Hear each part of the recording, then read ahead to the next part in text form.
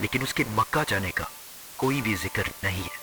لیکن recent findings میں کچھ ایسی یہودی انسکرپشنز ملی ہیں جس میں کلیئرلی لکھا ہوا ہے کہ ابراہ نے ایک جگہ پر حملہ کیا تھا جس میں اسے پوری طرح شکست ہوئی.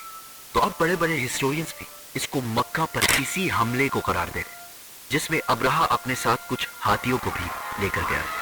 عربیوں کو پتا تھا کہ وہ ان کا مقابلہ نہیں کر سکتے. کچھ قبیلوں نے لڑائی کرنے کی کوشش کی لیکن ابراہ نے انہیں کہا کہ وہ کوئی خون خرابہ نہیں چاہتا. وہ صرف کعبہ کو گرانا چاہتا ہے تاکہ لوگ کعبہ کو چھوڑ کر اس کے چرچ میں آئے. آس پاس سب لوٹنے کے بعد جب وہ مکہ پہنچا تو اس نے ان کے چیف کو بلایا.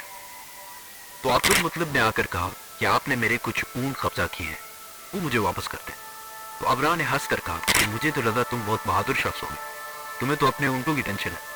تو عبد المطلب نے کہا کہ میں صرف اپنے اونٹوں کا مالک ہوں, اس گھر کا جو مالک ہے وہ جانے اور تم جانو.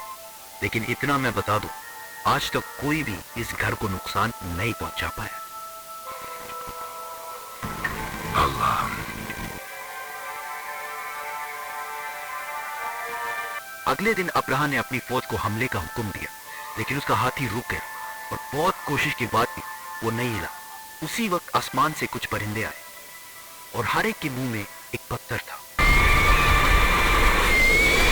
یہ ایسے پرندے تھے کہ اس دن سے پہلے نہ انہیں کبھی کسی نے دیکھا اور نہ اس دن کے بعد, اور وہ ابراہ کی فوج کے لوگوں کو ٹارگٹ کر کر کے مار رہے تھے.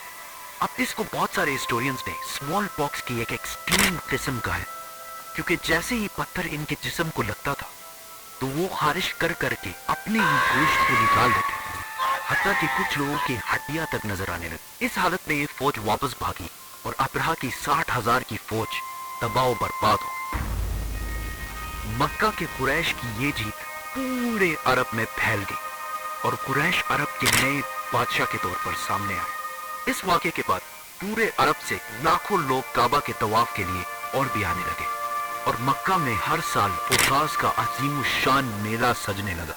مکہ والوں کی دولت ڈبل ٹرپل آسمان سے باتیں کرنے لگی. لیکن اسی سال اچانک ایک دن ایران کے سب سے بڑے ٹیمپل میں جو آگ سالوں سے جل رہی تھی بجھ گئی, اور اسی دن مکہ میں ایک یتیم بچہ پیدا ہوا جس کا نام تھا محمد.